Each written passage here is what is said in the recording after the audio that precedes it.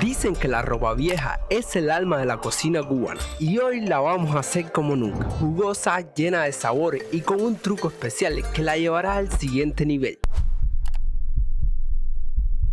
Para empezar, vamos a cocinar un buen trozo de carne. En este caso, elegí muslo de res, una pieza con gran sabor y textura ideal para deshebrar, perfecta para este plato. Al agua de cocción le vamos a dar un golpe de sabor con unos dados de apio, zanahoria troceada, puerro, hojas de laurel, orégano seco y comino molido. Aquí viene un pequeño secreto. En Cuba este paso no se hace tradicionalmente, pero en la cocina profesional se utiliza una técnica llamada mirepoix, una cocción de vegetales que potencia el sabor de los caldos. El resultado, un caldo de res más intenso y aromático, que luego utilizaremos para darle ese toque final a nuestra receta. Mientras tanto, vamos adelantando los vegetales. Empezamos con la cebolla, las pelamos y luego las picamos en juliana. Elegí una mezcla de cebolla amarilla y cebolla morada porque la amarilla aporta dulzura y la morada un toque más intenso de sabor. Pero si solo tienes una variedad no hay ningún tipo de problema. La receta quedará igualmente buena. Ahora tomamos 3 dientes de ajo grande, los pelamos y los picamos lo más fino que podamos. En este plato el ajo es clave porque aporta un fondo de sabor que resalta todos los demás ingredientes.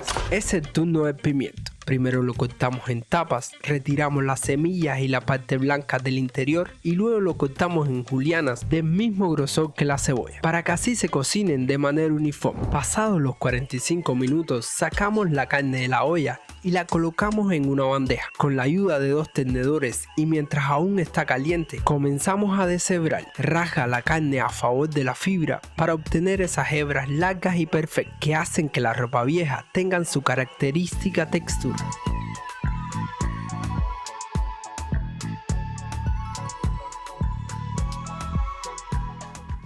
Ahora sí, vamos con el sofrito, el alma de la receta. En una sartén ponemos un chorro de aceite y añadimos las cebollas y el ajo. Los dejamos sofreír hasta que empiecen a ablandarse y luego agregamos los pimientos en juliana.